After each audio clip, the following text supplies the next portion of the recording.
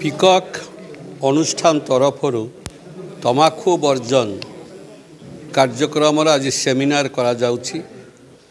ଏଥିରେ ବିଶେଷଜ୍ଞମାନେ ଆସିଛନ୍ତି।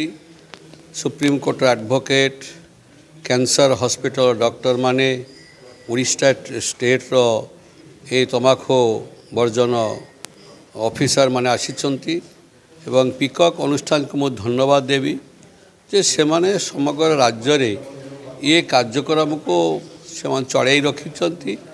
ଏହା ଗୋଟେ ମହାନ କାର୍ଯ୍ୟ, କାରଣ ଆଜି ଯେତେ କ୍ୟାନ୍ସର ହୁଏ କ୍ୟାନ୍ସରର 50% ହେଉଛି ତମାଖୁ ଯୋଗୁଁ ଏବଂ ତା ସହିତ ମୁଁ ତ କହିବି ସମ୍ପୂର୍ଣ୍ଣ ନିଶା ନିବାରଣ ତମ୍ବାଖୁ, ପାନ, ବିଡ଼ି, ଗୁଟକା, ଗୁଡ଼ାଖୁ, ଭାଙ୍ଗ, ଚରସ, ଅଫିମ ଏବଂ ମଦ ଏଗୁଡ଼ାକ ସମ୍ପୂର୍ଣ୍ଣ ହେଉଛି ମଣିଷର ସମ୍ପୂର୍ଣ୍ଣ ଦୁର୍ଗତିର କାରଣ। ଏସବୁ ଯୋଗୁଁ ମଣିଷ ଅକାଳେ ମୃତ୍ୟୁବରଣ କରୁଛନ୍ତି। ତେଣୁ ଲୋକମାନଙ୍କ ଭିତରେ ସଚେତନତା ସୃଷ୍ଟି କରିବା ଦରକାର, ଲୋକଙ୍କୁ ବୁଝାଇବା ଦରକାର। ଜନ୍ମ ହେଲା ବେଳେ କିଛି ନିଶା ନଥିଲା, ଯେତେ ଦିନ ପର୍ଯ୍ୟନ୍ତ କୌଣସି ନିଶା ସ୍ପର୍ଶ କରିନଥିଲେ ଲୋକମାନଙ୍କୁ ସୁସ୍ଥ ସବଳ ଥିଲେ।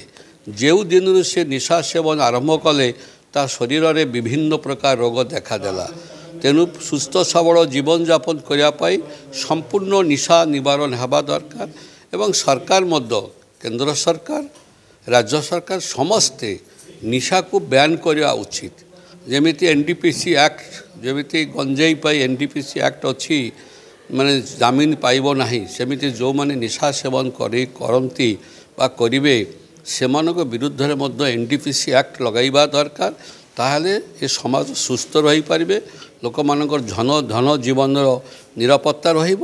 ନହେଲେ ଆଜି କୋଟି କୋଟି ଟଙ୍କା ଖର୍ଚ୍ଚ ହେଉଛି ସରକାରଙ୍କର ଏଇ ଯେଉଁ କ୍ୟାନ୍ସର ରୋଗୀ ପଛରେ ବା ବିଭିନ୍ନ ନିଶାଦ୍ରବ୍ୟ ସେବନକାରୀ ଲୋକଙ୍କ ପାଖରେ ହସ୍ପିଟାଲରେ ଯାଉଛନ୍ତି। ସରକାର ହେଲ୍ଥ କାର୍ଡ଼ ଦେଇକରି ଚିକିତ୍ସା ହେଉଛି, କିନ୍ତୁ କ୍ୟାନ୍ସରରେ ପ୍ରାୟ 99% ଲୋକ ବଞ୍ଚନ୍ତି ନାହିଁ, କିନ୍ତୁ ଟଙ୍କା ପ୍ରଚୁର ଖର୍ଚ୍ଚ ହୁଏ। ପରିବାରରେ ମଧ୍ୟ ଅଭାବ ଅନାଟନ ଦେଖାଦିଏ ସେ ରୋଗୀକୁ ଚିକିତ୍ସା କରିବା ପାଇଁ। ତେଣୁ ଏକ ସୁସ୍ଥ, ସୁନ୍ଦର, ଆନନ୍ଦମୟ, ସୁଖୀ ଜୀବନଯାପନ କରିବାକୁ ହେଲେ ସମ୍ପୂର୍ଣ୍ଣ ନିଶା ନିବାରଣ, ଖାଲି ତମ୍ବାଖୁ ନୁହେଁ, ଯେତେ ନିଶା ନିବାରଣ ଯେତେ ନିଶା ଜିନିଷ ଅଛି ସେ ନିଶା ଜିନିଷ ଗୁଡ଼ିକ ସମ୍ପୂର୍ଣ୍ଣ ଭାବରେ ବ୍ୟାନ୍ କରିବା ଦରକାର। ଏହା ପାଇଁ କଠୋର ଆଇନ କେନ୍ଦ୍ର ସରକାର, ରାଜ୍ୟ ସରକାର ଉଭୟ ଦେବା ଦରକାର।